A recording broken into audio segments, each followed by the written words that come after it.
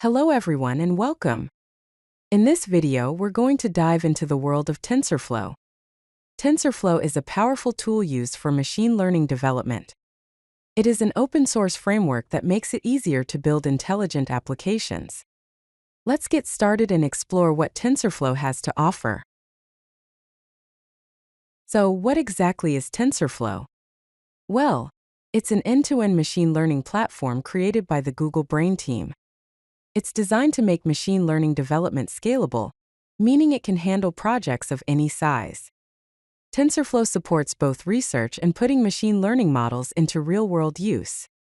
Some of its key features include the flexibility to deploy models on various platforms, a wide range of tools and libraries, support for hardware acceleration to speed up computations, and the ability to visualize your machine learning models and data. Let's talk about the key components of TensorFlow, starting with tensors. Tensors are the basic building blocks of data in TensorFlow. You can think of them as multi-dimensional arrays. They can represent scalars, which are zero-dimensional tensors, vectors, which are one-dimensional tensors, matrices, which are two-dimensional tensors, and even n-dimensional arrays. Here's some sample code to create different types of tensors. First, import the TensorFlow library as TF. Then, create a scalar tensor using tf.constant with the value 42. Next, create a vector tensor using tf.constant with a list of numbers 1, 2, and 3. Finally, create a matrix tensor using tf.constant with a list of lists, where each inner list represents a row. This matrix contains the numbers 1 and 2 in the first row and 3 and 4 in the second row. Now let's discuss computational graphs. TensorFlow uses a graph-based architecture, where computations are represented as directed graphs. In these graphs, nodes represent operations, often called ops, and edges represent the flow of data, which are the tensors.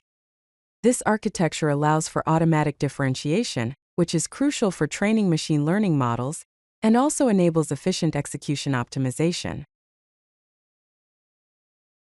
Now let's explore some basic operations in TensorFlow. Here's some sample code demonstrating basic arithmetic and matrix operations. First, import the TensorFlow library. Create two constant tensors A and B, with the values 1, 2, 3, and 4, 5, 6 respectively. You can perform element-wise addition using tf.addAB, which results in 5, 7, 9. Similarly, element-wise multiplication is done using tf.multiplyAB, yielding 4, 10, 18.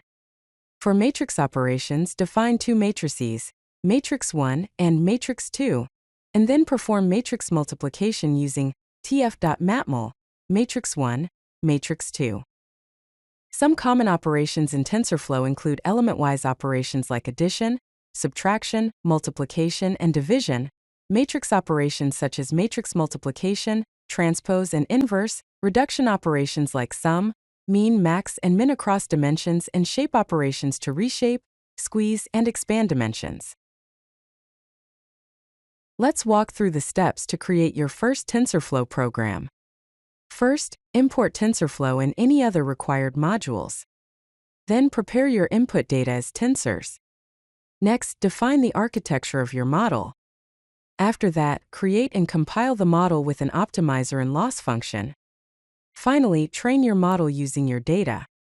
Here's some example code for a simple linear regression model. Import TensorFlow as TF. Create sample data x and y as constant tensors. Define the model using tf.keras sequential, adding a dense layer with 1 unit. Compile the model with the atom optimizer and mean squared error loss function.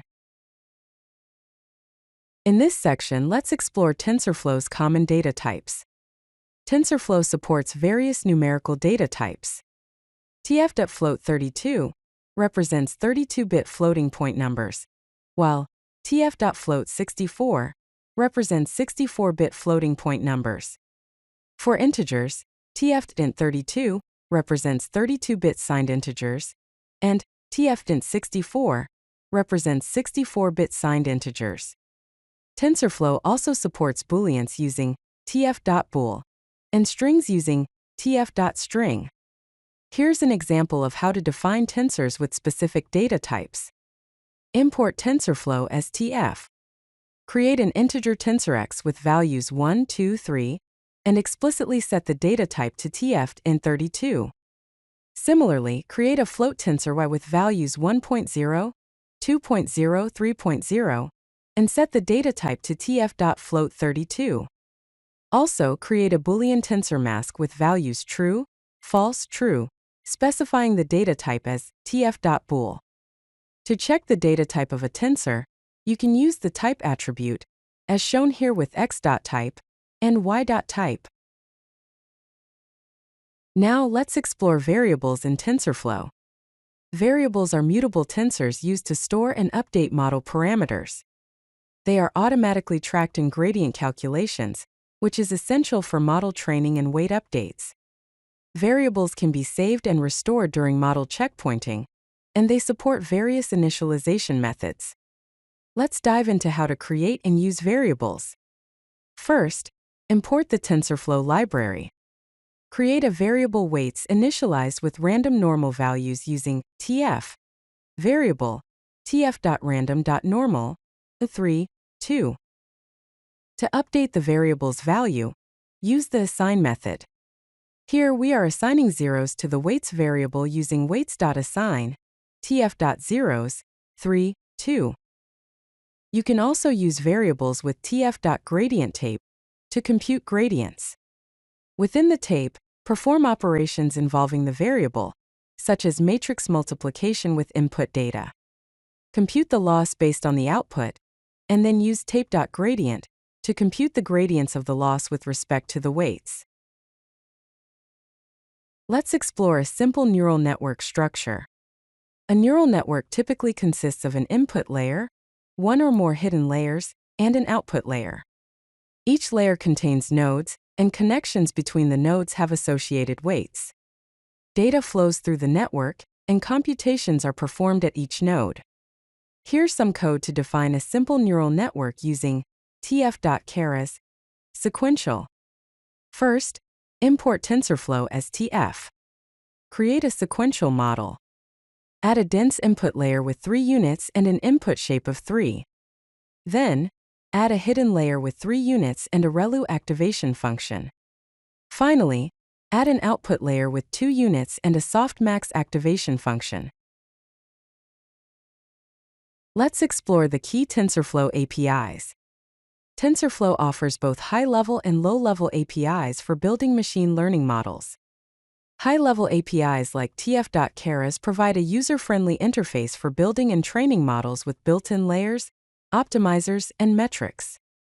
tf.data is used for efficiently loading and pre-processing data, while tf.saved_model helps in saving and loading models for production deployment. On the other hand, low-level APIs like tf module provide a base class for building custom layers and models with variable tracking. tf.gradientTape enables automatic differentiation for custom training loops, and tf.function converts Python functions to graph mode for faster execution. If you like this video, hit that like button and don't forget to subscribe. Visit codelucky.com for more such useful content.